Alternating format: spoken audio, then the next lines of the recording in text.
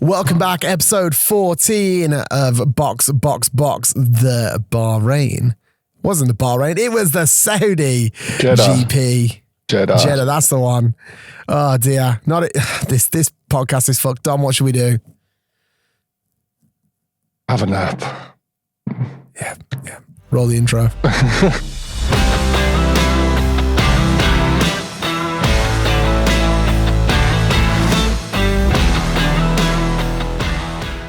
Right, welcome back to episode 14 of Box.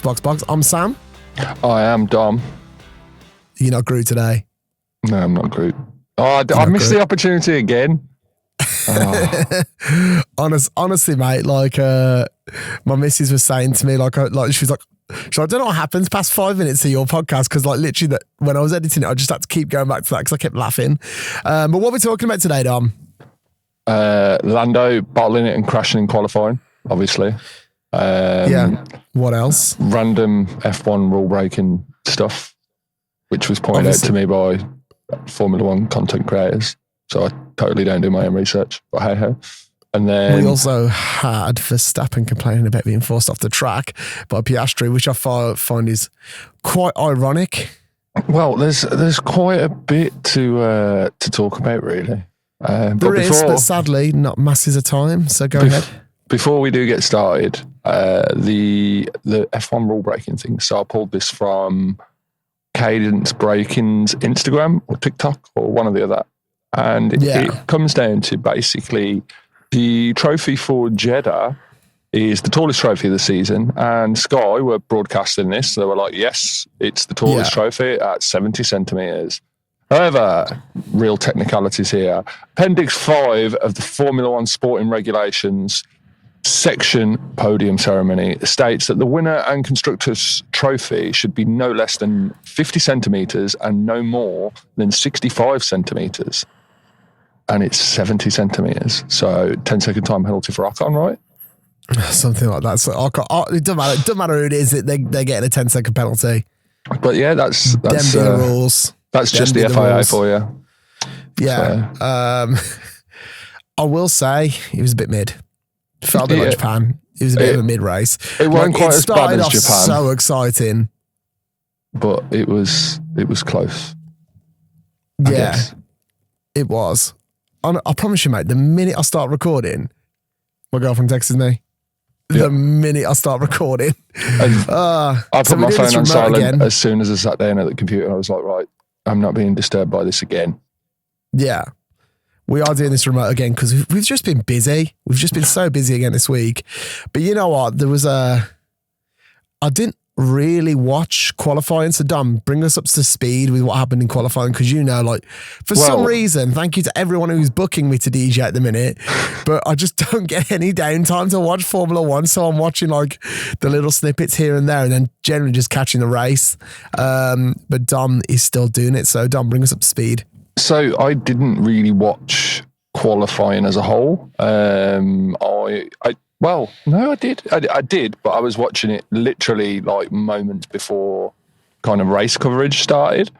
And I went back and watched qualifying highlights a couple of days ago, just because there was quite a bit going on this time. I didn't watch any of the practices again, sadly. But I think I caught FP1 or some of it. I was half tempted. I don't know why, because they were all on at like reasonable times, really. But what I noticed, it's not like the night races. No, exactly. What I noticed was there was a lot of wall taps and things like that in Q1. Albon, Gasly, Hajar, all of them clipped the wall. No damage or anything like that. Just as it is. Bortoletto span out in Q1 or Q2, I think. Probably, it'll be Q1. It says on your notes Q1.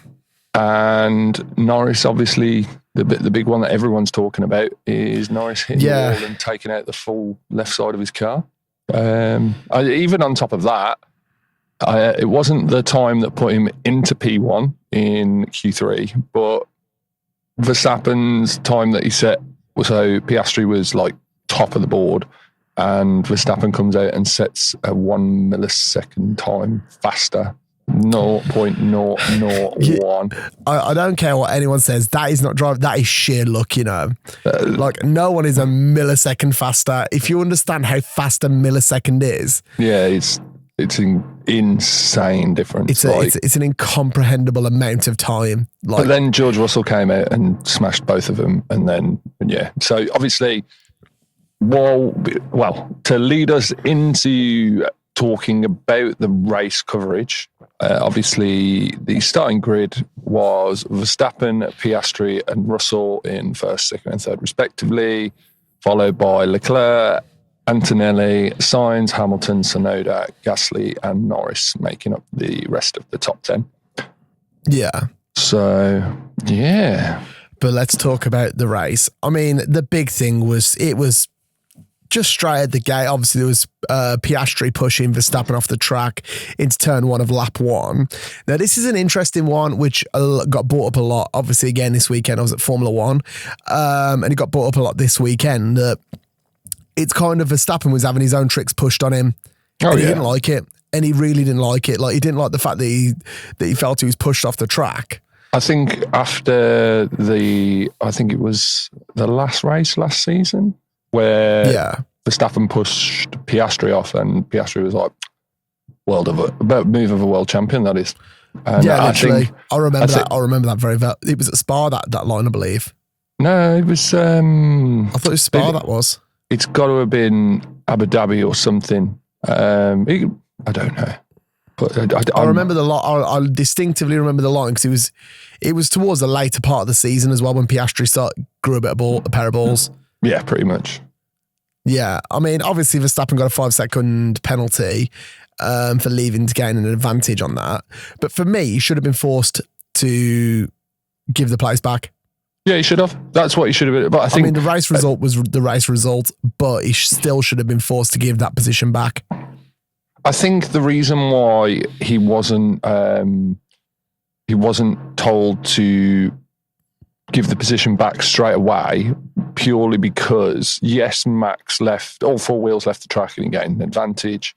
And if you look at it in context as well, Antonelli went off too and gained an advantage, but he did give the place back. But I think the reason why he wasn't asked to is because it was a first lap incident. If it wasn't, if it was any other time on the track, then he would have 100% have to give the position back, but he didn't because it was the first lap. And that's why he got a 5-second time penalty and not a 10-second, because he should have got a 10-second. I looked at I think it was on the Formula One Instagram, and on the penalty that he got, the official write-up, it said we should give a 10-second. However, 5 seconds. The situation. Yeah, exactly. They gave him 5. It was first lap, first corner, or second corner, so understandable. I mean, for me, the big thing that happened in the race straight at the gate as well was Tsunoda and Gasly. In lap one, big crash. Now the question is, it wasn't massive. Oh well, Gasly's car was written off. Gasly. But no, on it. So who do you feel was in the wrong for that?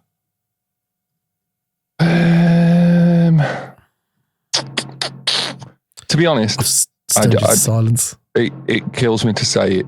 Well, no, it's a perfect time to say it. It was just an incident. It was quite literally just a racing incident, in my opinion. Do you not believe that anyone was at fault?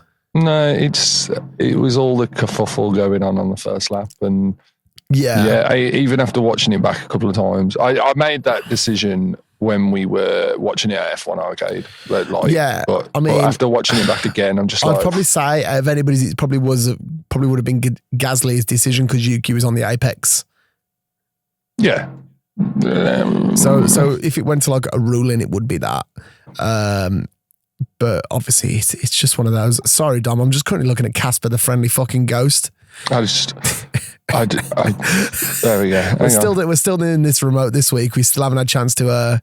It's every time I open anything on a new tab on my computer, it's just like ka-cha, white. Oh my God. You like the weekend, you're like, ooh, I'm blinded by the lights. Honestly. But yeah, I mean, I can. Other than that, after that, the race was pretty tame for a bit. Yeah, there wasn't There wasn't masses. There was some challenges and stuff going on. Obviously, the safety car was out until lap 3. Yeah, which is kind of when the race began again, I guess. Yeah, well, to be honest, after the safety car and the crash, and I was really, really, really, really surprised that it wasn't a what's it called? A full official race restart. I was really expecting that. Yeah, same. Like, as in everyone just starts again. Yeah, like get Gasly and Yuki off and start the grid again. Like, I think probably the reason they didn't is because I think more than 2 or 3 cars had gained or lost an advantage or disadvantage. So yeah, gained or lost a position, and I think if it's more than 3. They can't officially restart the race. But it depends, because usually they won't do it. That needs citation needed. That does. I know that if they do a restart, if it's after the first lap, they have to complete at least 1 lap basically for the positions to change. So say if say because of qualifying, say that Norris had jumped from 10th to 3rd and finished the first lap in 3rd position, for example, but there was a big crash behind them all and they had to restart, then Norris would be able to start in 3rd then. But if he was before the first lap finished, they'd just put it back to normal, even if he had gained that many places. I think. That's fair. I could be wrong. Can't argue with that. It was something, it was like the 98 at Spa thing that made me kind of research that rule ever so slightly, but not well enough to actually understand. The crazy Jordan pilot one. Yeah, that's the one. Yeah, I will say, moving back on after the race sort of began and after lap 3 when the race resumed, it was pretty chill. We had the Hamilton and Norris battling it out on lap 13. Yeah, that was the P6 thing, wasn't it? Yeah, it was fun to watch. It was funny because Hamilton just pulled the same move literally twice over Norris. Yeah, and then obviously the third. I think it was about 2 or 3 laps of just constant DRS. I'm having you DRS there. Bye.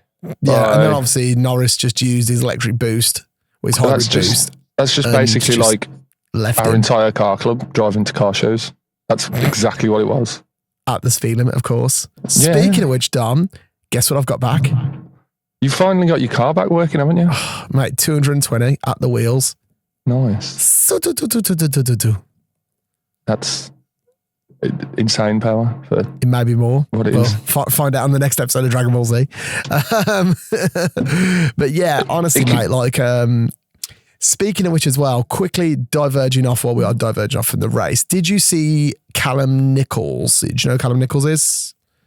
Was it Callum Nicholas or Callum Nichols? I think so. Sorry, you just Callum Nicholas lagged super out for me. Yeah. This is why we record audio separately. Callum Nicholas, he's the guy on Red Bull's, well, used to be on Red Bull's pit team with the dreadlocks. Oh, yeah. So he put a video basically. I thought you were on about a DJ for some reason. No. On about the pit stop things. Yeah. Talking about basically. I watched it. Like that these are humans and like if a slow pit stop's like 3 seconds, then that's still a quick pit stop. It's still a good pit stop. Yeah. Like, and to be honest, mate, he makes a valid point. Like people like bang on sometimes when like teams mess up and it'll be like 4 or 5 second pit stop. Fair enough, they're on centre lock. Did you mention this purely because of my notes saying that Piastri's first pit stop was a 3.4 second? And I was like, oh, no, I actually didn't, because I'm now looking at your notes and I'm looking at my notes. It more just popped into my head. But continuing back on, obviously, because that was my first note after the thing. Speaking of Piastri, obviously when he came out of the box, he came out hard and he was pushing hard. Yeah, he was. He kind of gave it a bit of everything. And then my note after that is purely him taking on Hamilton then after Norris battling him for so long. And Piastri's overtake of Hamilton was incredible. Like watching how fast, like he just flew past him. Like, you know, that time when like you're just overtaking something on the motorway, you sat in the middle lane and then you go, oh, all right, I'm going to get into the right lane now to go. And then you just check your mirror ever so slightly just before you go for that like signal. and there's just a like I don't know, an AMG Mercedes or an RS6 driving down, and it just and you're like, fucking hell. Honest, that's how Hamilton must have felt. Literally. So when I first picked up the Mazda from Steve is my tuner. When it first came onto Boost, my exact words were fucking hell. Like honestly, mate, that picks up power so ridiculous now. So, mate, that's the thing. Like having somebody fly past you that sort of speed must have been like, I bet even Hamilton was like, fucking hell. Well, the thing is, Hamilton is probably doing like 120, 130, and then Piastri just flies past him at like 180, 190 mile an hour. The thing is, as well, what's kind of mad is that with let's not try to thought there. With Piastri and Lando and Verstappen, I don't think we're going to see another World Championship now for Verstappen. Stranger things have happened, but I think now that the toss-up is going to be between it's going to be either the McLarens or the tear up. The thing is, I would say that Verstappen's got a 50% chance of getting it, and then the other 50% goes down to both of the McLaren drivers. But do I think they have 25% each? Absolutely hell no. I think it's maybe a 30-20 to Piastri. Yeah, you know what? I would have at the start of the season or the first two races, I probably would have said it would have been Lando's. But looking now, Piastri's. Well, at the start of the season, your prediction was Hamilton. Yeah, but let's be honest. Hear me out. No, but I'm on about in terms of the two McLaren drivers. Oh yeah, definitely. I think a lot of people would have chosen. Let's be honest. In my defence, everybody thought it was going to be Hamilton. Everyone, to be fair, a lot of people were putting the money on Sainz as well. With Williams pre-season like dominance. But I think it's one of them ones where because pre-season testing was so unpredictable. Where obviously, massively. And now here we are, where Hamilton is sitting upper middle of the grid. Well, Sainz is sitting at the back of the grid. What the hell is going on? However, speaking of Hamilton, that does bring me on to my next note, which is about Ferrari. And it does feel like Ferrari are somewhat sorting shit out now. They're getting their legs. They're not doing the bad Tagliatelle tactics anymore. They're doing the good Tagliatelle tactics. It feels like they're actually like, they've got shit together now. It feels like they're driving better. Well, the cars are driving better. Their pit strategies are getting better. That it feels like we may see Ferrari in the top 3 constructors, top 4 constructors by the end of the season.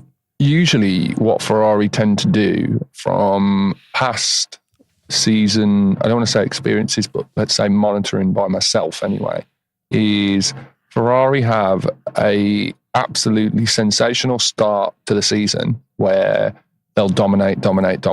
And then about a quarter, maybe like 2/3 of the way into the season, it's game over. And they start to really make mistakes.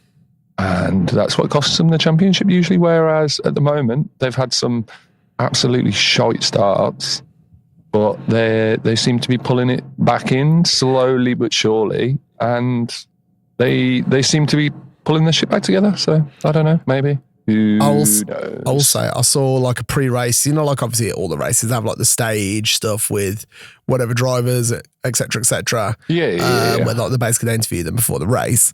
I saw a really good one with Leclerc and Hamilton, and he's talking about obviously hammer time, which obviously was his thing with his old engineer at Petronas Mercedes. And obviously, he went, the problem is because my engineer is Italian, when hammer time doesn't really come across well on the radio. Imagine it's hammer time. Hammer time. Mamma mia. Louis, it's hammer time. If we're not getting cancelled, that's me definitely getting cancelled right now. It's a Tagliatelle tactics, eh? That's what Dom, speaking of which, what are you wearing? Mate, it's a bit of a... Is that a Checo shirt? It is a Checo shirt. It's an old... Yeah, hang on. That's sick, That's sick. It's probably the only... I don't know. I picked it up a while back and I was just like, oh, that's really cool. Because it's kind of like a football shirt. I can't hate Checo. It's one of those where like 2024, he got a shitload of stick because he was shit. But the rest of it, I think, prior to that, Checo, perfect teammate. He was a Bottas of the Red Bull dominant era. The problem is I remember us like on the first episode, the na literally ripping him into getting sacked. I bought we were such fucking assholes at the start of this. I think we just kind of went in and was just vibing. We were just creating entertainment for ourselves during the off season. That's all it was. To be honest, that's what we do anyway. And just luckily, some people listen to it. Stupid people. But yeah, did you see Lando lock up on? I think it was his pit second entry. box. Yeah, I think I don't know. It was meant to be. So Pirelli said that it was going to be a 2-stopper race. And I think a lot of people only did 1 stop, but I could be wrong. But yeah, I did see it because my notes for Norris nearly binned it into the pits trying to make a fast entry. He basically locked up and was trying to slow down for the pit entry, the pit speed entry line thing. Whatever. You know for a fact, he was coming in. And as he was coming in, he was like, shit, fuck. Like, look, it's like when you go from a 70-mile-an-hour road to a 30, and there's somebody with a radar going at the 30 sign. You're just like, you bastard. You're like, fuck. Who was it who swore in the cool down room? Oh, I didn't catch any of that. Yeah, I saw somebody swore in the cool down room, and literally, who was it? I really want to say it was.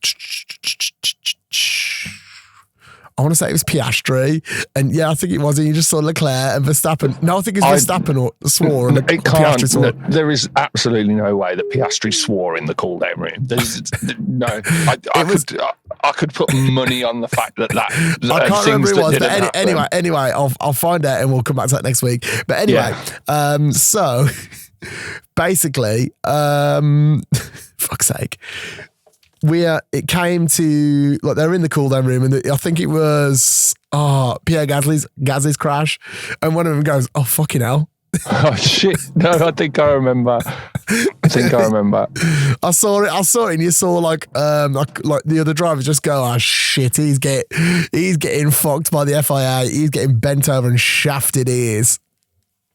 I've just made a note of that to the start of the notes for next week's episode. Next week for citation needed. So, because that is, I basically, once we finish this, I'm going to go back and watch that just the cool down bit at the end. just because I vaguely remember it. I was just like, oh, okay. I'll be honest, mate. Like, Bank Holiday weekend was a wild one. It was. Honestly, mate, it was a bit of a mad thing. Like, I don't remember a lot of it. Like, not even being smashed, just literally, I worked. To be honest, we were both just like gigging like madman, you know. It was. Well, to be fair, no, I was off Saturday. Actually, you went to go see Shonda Paul.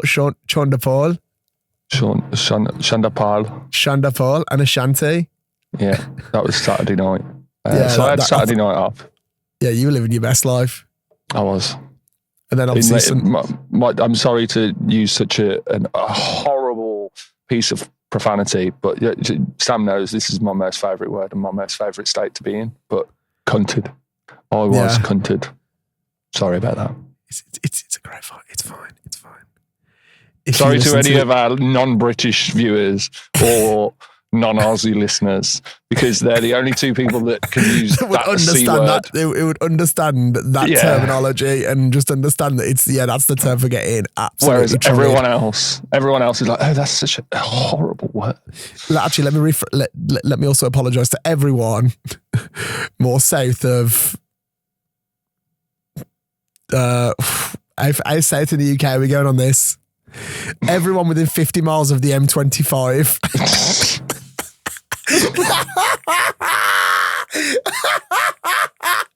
That's one way to do it.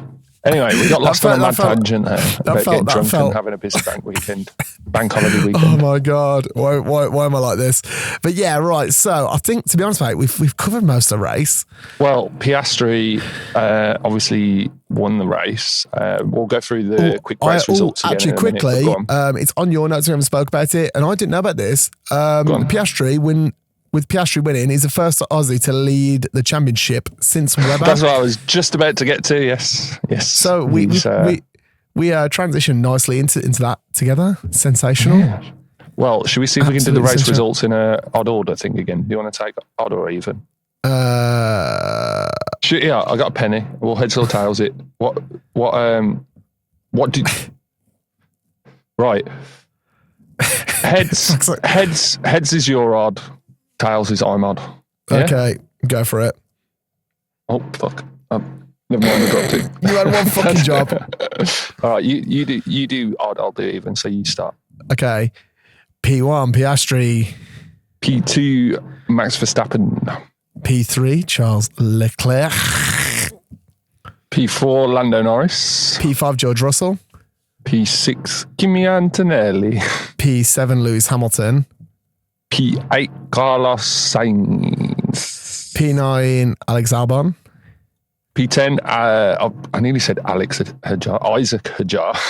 P11 Alonso. For the record, this list that I always consolidate is the first three letters like it come up on the grid. So sometimes you might see like the cogs turning in mine and Sam's brain going, hang on, which driver is that? So, I'm pretty good, I've got this down now because of Formula One Arcade, because of how all the fucking data is given to me. Carrying on. P12 Liam Lawson. P13 Ollie Behrman. P14 Esteban Ocon. With a 10-second penalty. Not officially, but metaphorically, yes. P15, Hülkenberg. P16, spending daddy's money, Lance Stroll. P7.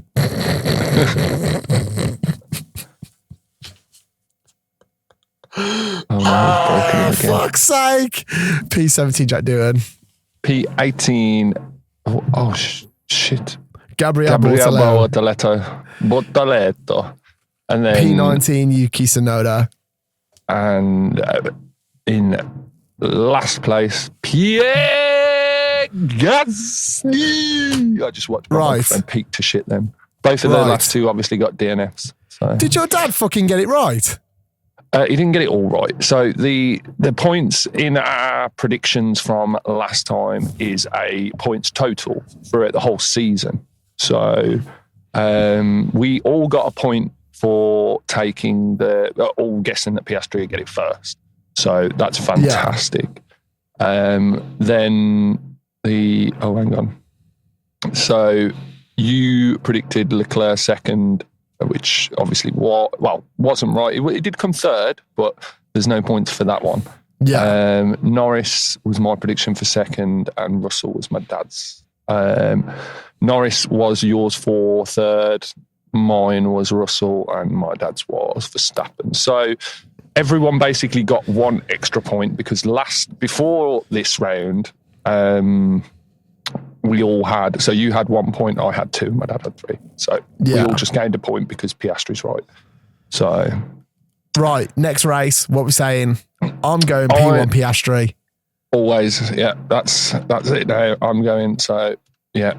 P2. I'm also going Piastri. So if you want to fill that in, we'd fill in each other's. Piastri, I'm going to go Bob P2. Ooh, I'm going to go. In fact, you do that one and I'll fill in the spreadsheet because the spreadsheet's also different. So yours is Piastri. Mine is Piastri. It won't let me edit the one column that you're editing at the minute because you clicked on it. I need to come out of it. Sorry. Dickhead. Right, Dom, are you picking as your P2? Miami. It's not next week, it's the week after. Well, it's not this week, it's next week. Miami. Just for context, I've gone with Piastri, Verstappen and Norris. Okay, Verstappen and Norris. So I'm going to go Piastri, Norris, Russell. Piastri, Norris, and Russell. Yeah. So, yeah, that's my prediction. Because I don't know. Do I think Lando's bottling it? Yes. Do I think that Piastri's going to still outperform him? Yes. But do I think that he's going to do better than Verstappen? Also, yes. So I don't know.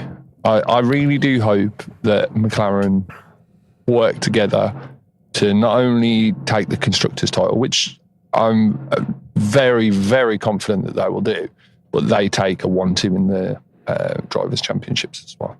That's my subtle prediction, I guess. So yeah, that's fair. I can't disagree. So next week, I should have a little surprise for you in a not in a scary way. It's okay. Yeah. Look, I'll just cancel you. I'll just cancel you. Next week, I don't want to let into too much, and it's only a short section of the pod, probably a before we start thing. But I will have a little cheeky surprise for you, and what? Oh yeah, well, we'll go from there. So, well, should be fun. To be honest, mate, I think this has been a nice little short and sweet one.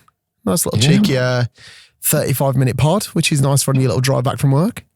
Well, that's it. I think also, I know I'm massively washed out here, but I'm just looking for a quick document. I don't know why I don't have this one open. So next Grand Prix on Star Wars Day is the Crypto.com Miami Grand Prix, and it will be a 9 p.m. start time for us in the UK and 4 o'clock in local time. So that should be fun. 4th of May, Miami. Welcome to I wonder if Will Smith will be there. Oh, definitely. It'd be rude of him not to, wouldn't it? Yeah, really? Trust me. However, we're going to do the race predictions for that as well next week. We just predicted them. Oh shit! No, bruh. You know what? It's because normally we do it the week before the race. Do it the week before. Well, I think you tricked me, motherfucker. How about for this particular instance, what we do is we can stick or change on depending on well, we won't be able to watch any qualifying. We're not going to watch any Formula One content now until let's make it a double or nothing then. So you can stick with your predictions this week, or if you change, it's a double or nothing. So like you lose can get double points. Double points. So you can go minus. We'll do Top Gear, like where it's like you end up with minus 3,761 points. Yes. We'll have to agree on some legislation for that. But, 100%. Yeah. But other than that, Dom, where can you find us? So you can find me on my personal Instagram at DJ Dom Cook and all of the socials. What about you, Sam? You can find me on everything at Sentio Silvano on absolutely all socials. Instagram's the best one to hit me up on. Where can you find the pod? So the pod, again, on practically everything. I think TikTok and Instagram are the best two, though, is at Box Pod. Yeah. Also, one last thing. Apologies to our YouTube watchers. For some reason, the episode didn't upload to YouTube. It was scheduled to go up, and YouTube just did us dirty. So you're going to have 2 episodes going out this week. I'm assuming that we'll have content back out in short form on all the platforms again very soon. I think the problem is it's really hard to make short form out of this. It's really hard to make short form out of the... I have a plan, and I'll tell you off the call. Okay. But yeah, soon we'll get there. Lovely. I think some of our short form on TikTok's had a bit of a resurgence again recently, but hey ho. Sensational. But on that note, let's, Thank you so much in the words of Eddie Murphy, let's get the fuck out of here. Love you, bye. Love you, bye.